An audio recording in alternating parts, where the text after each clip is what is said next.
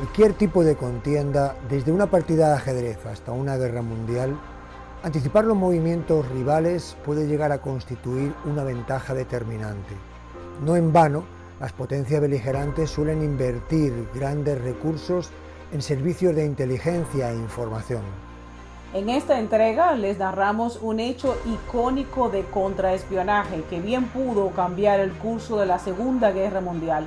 Hoy presentamos la cápsula titulada Operación Carne Picada, el hombre que nunca existió. Somos Oscar Sasso y Daisy Toussaint y esto es Anécdotas de la Historia.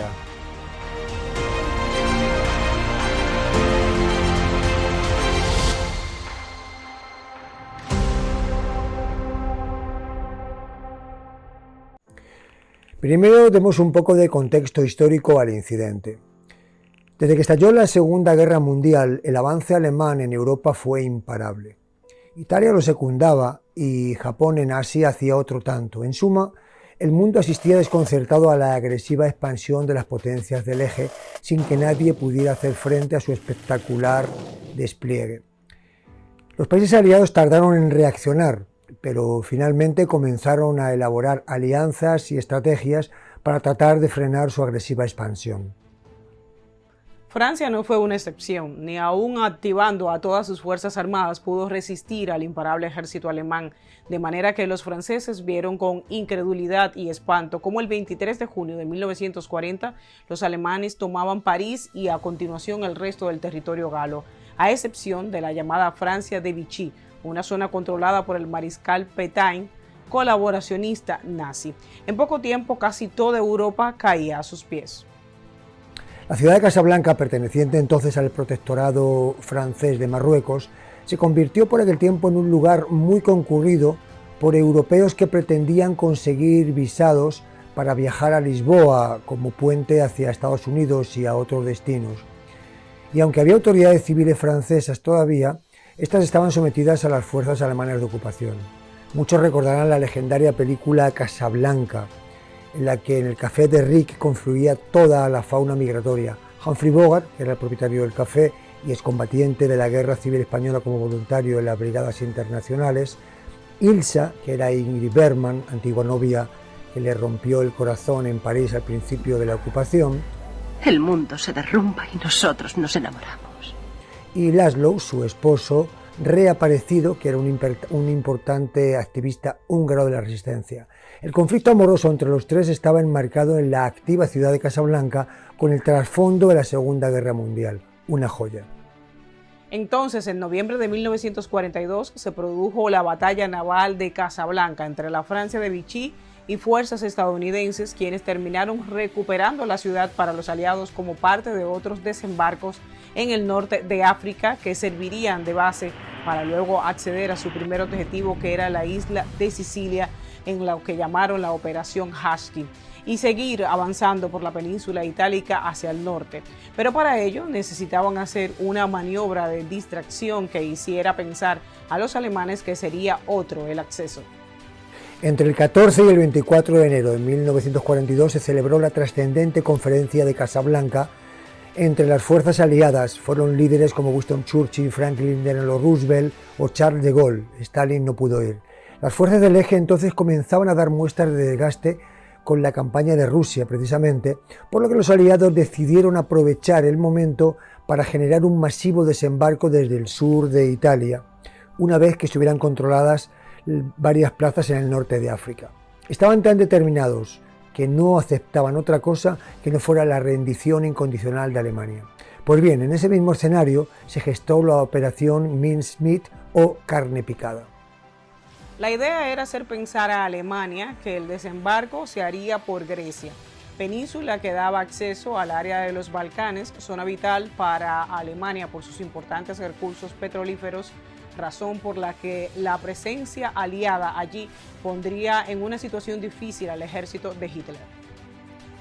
Al teniente de la RAF Charles Cholmondeley, asignado al MI5, que es el servicio de inteligencia británico, se le ocurrió un truco inspirado en una idea de Ian Fleming, el autor del personaje James Bond, para confundir a la Auer, que era la inteligencia alemana dirigida por Wilhelm Canaris.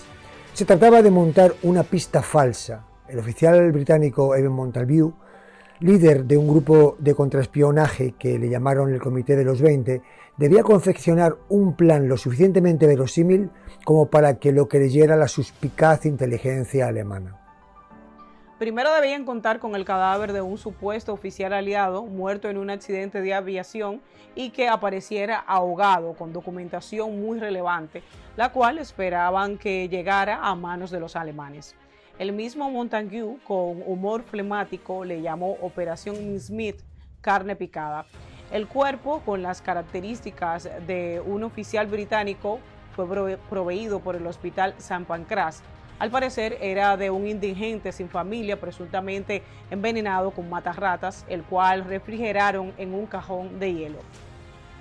Luego comenzaron a crear una identidad falsa para el personaje. Se le bautizó con el nombre ficticio de William Martin y un cargo, responsable de operaciones combinadas. También montaron un romance con una novia que la llamaron Pam.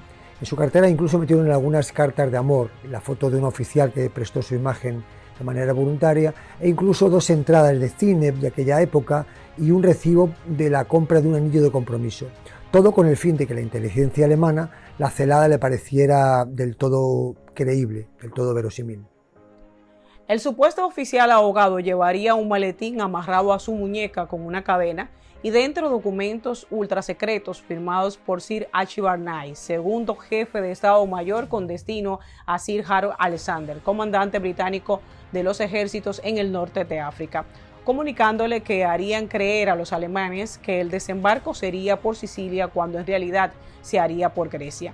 Además, llevaría una carta de recomendación explicando las extraordinarias actitudes del tal William Martin, en el cual se hacía referencia a unas sardinas, con la intención de que la inteligencia alemana sospechara que además de Grecia, también Cerdeña, Sardina, fuera otro de los puntos elegidos para el desembarco.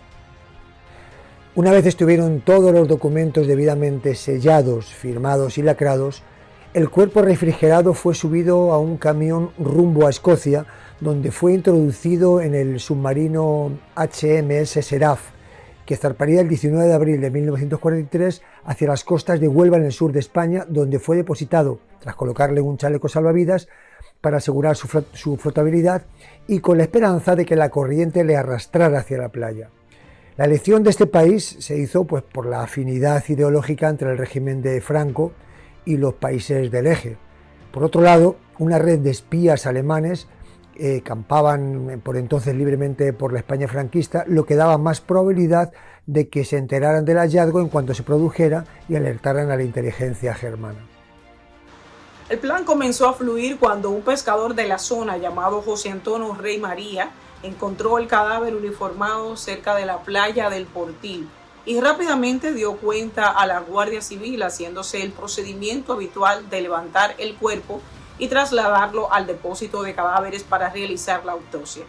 Una de las partes más débiles del plan británico era precisamente ese punto. El forense encargado fue el doctor Eduardo Fernández del Tormo, que presentó ciertas dudas. De hecho, una autopsia profunda habría establecido una incompatibilidad entre el tiempo que llevaba en el mar con el estado de su piel, aparte de la ausencia de agua en los pulmones.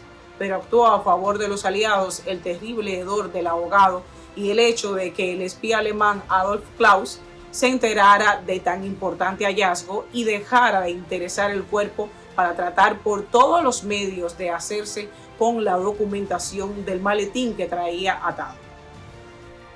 Efectivamente, el cuerpo fue entregado al vicecónsul británico Francis Haselden, quien, estando al tanto de todo, inmediatamente lo enterró con todos los honores y en el cementerio de Huelva, con la anuencia de las autoridades españolas, ya que el cadáver llevaba una cruz al cuello que le identificaba como católico. Y entonces, para reforzar la trama, el almirantazgo británico incluyó a Martin en una lista pública de bajas de guerra y solicitó con carácter de urgencia al agregado naval inglés la devolución de la documentación altamente confidencial que presentaba el ahogado, lo que provocó aún más interés a los alemanes. En cuanto al maletín, viajó hasta Madrid y Wilhelm Leisner, jefe del Arben en España, informó inmediatamente a Canaris, jefe de la inteligencia alemana, quien presionó a las autoridades españolas para que les permitieran ver el contenido, a lo que éstas accedieron con la condición de que después de verlo dejaran los sobres cerrados para entregarle el maletín a los ingleses, pretendiendo pasar por el país neutral que en teoría era. El agente Karl Erich Kullerhall llevó personalmente la documentación fotografiada a Alemania, donde la analizaron en diferentes departamentos, llegando a la conclusión que habían interceptado una valiosísima información sin que el enemigo lo supiera. En Berlín, uno de los mayores expertos militares en inteligencia y contraespionaje, Alexis von Roen, convenció a la cúpula militar de la autenticidad de los documentos y al mismo Hitler, quien por entonces sospechaba de un desembarco aliado en algún punto del Mediterráneo. Por eso ordenó al mariscal Rommel desplegar un poderoso ejército en Atenas. En definitiva, los alemanes habían mordido el anzuelo. En cuanto Winston Churchill constató la buena marcha del plan, convocó a la cúpula aliada para llevar a cabo la Operación Husky, es decir, el monumental desembarco por Sicilia, culminando sin apenas resistencia en agosto de 1943, lo que facilitó la posterior incursión en el sur de Italia hacia el norte, convirtiéndose en un tercer frente contra el eje que ahora se veía acosado desde el este, desde el oeste y también desde el sur. En el frente oriental, el invierno y el numeroso y sufrido ejército soviético forzó a los alemanes a replegarse dramáticamente. El frente occidental se vio reforzado por el descomunal desembarco de Normandía. Lo demás fue una cuestión de tiempo. Por el éxito de la operación Carne Picada, a Wayne Montagu le fue concedida la medalla del Imperio Británico por su liderazgo en la operación. Luego, en 1953, escribió un libro contando toda esta historia, al que tituló El hombre que nunca existió. Más tarde pasó al cine.